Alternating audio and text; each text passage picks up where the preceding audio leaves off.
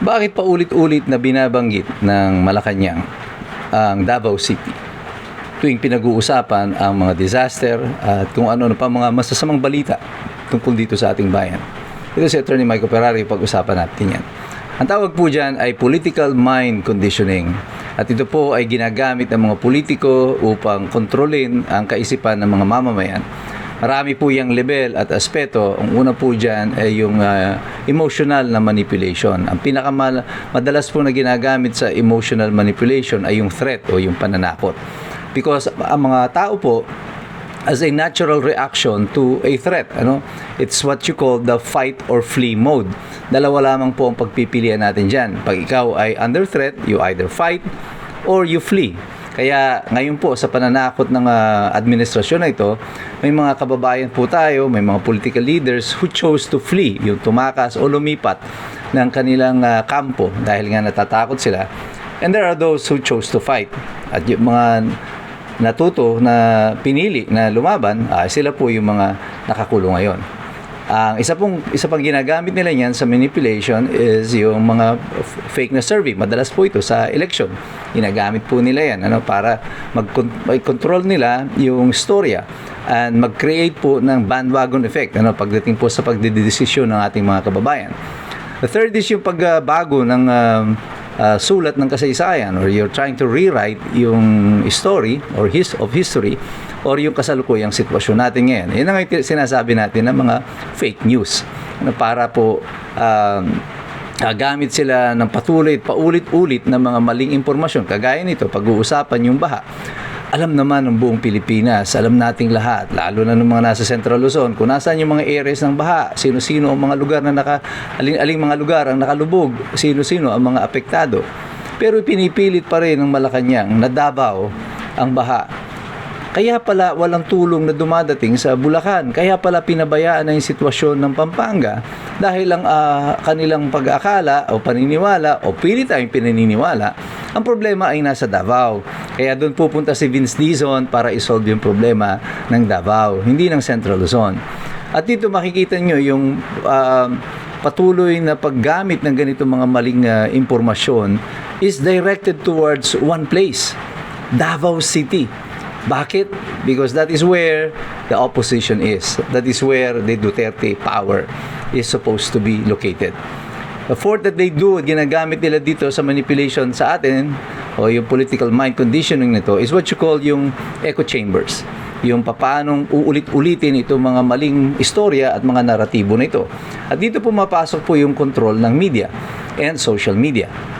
Sa media, pansin naman na ng lahat na pagdating sa administrasyon, iilan na lamang mga reporter, newscaster o mga TV networks ang bumabatikos sa administrasyon. Ito nga lang huling serye ng pagbaha na ito. Ang dami-daming mga lugar na affected. May mga report ng pagbaha.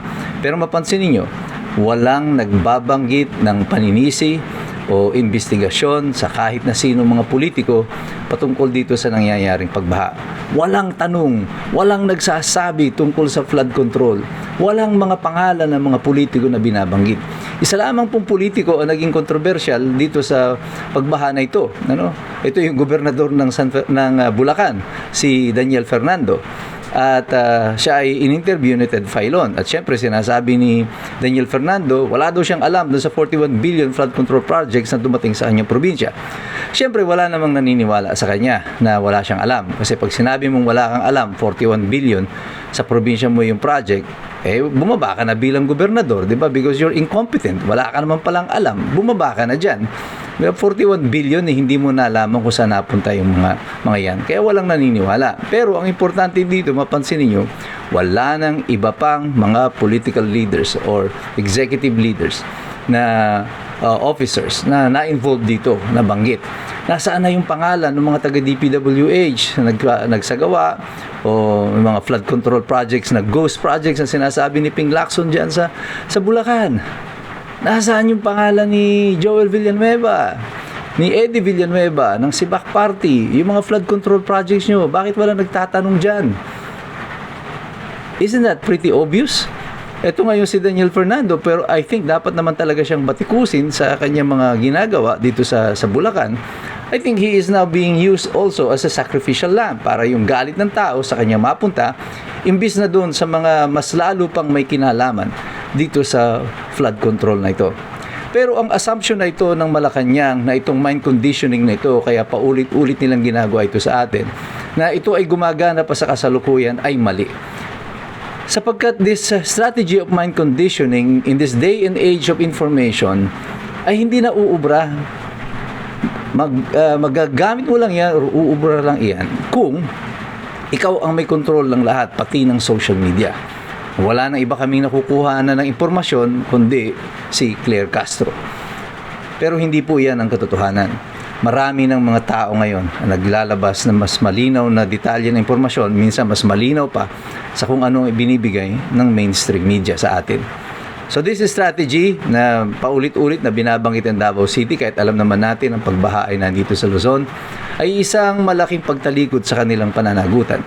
Kasi imbis na madala ang tamang tulong at atensyon sa mga lugar na may matinding pagbaha, mas pinipili nila na kalimutan na lang ito at isa-isang tabi para sabihin na wala naman talagang baha dito, naandun yan sa Davao, hindi natin kailangan kumilos, there is no urgent need, kahit na yung mga tao ngayon, hanggang dibdib na, hanggang leeg na yung tubig, dalawang linggo na, magtatatlong linggo na, hindi pa humuhupa ang mga baha sa mga lugar sa Bulacan at sa Pampanga.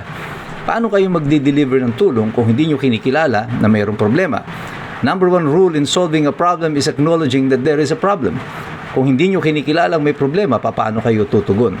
At yan ay isang malaking insulto para sa mga mamamayan. Itong sinasabi ninyong sambayan ng Pilipino, yung sinasabi ni Ralph Tulfo, hindi ka kasama dyan. Kami lang yan.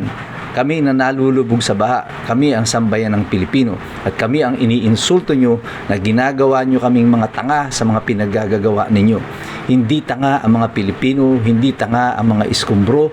May mata kami, nakikita namin kung ano ang nangyayari sa bayan.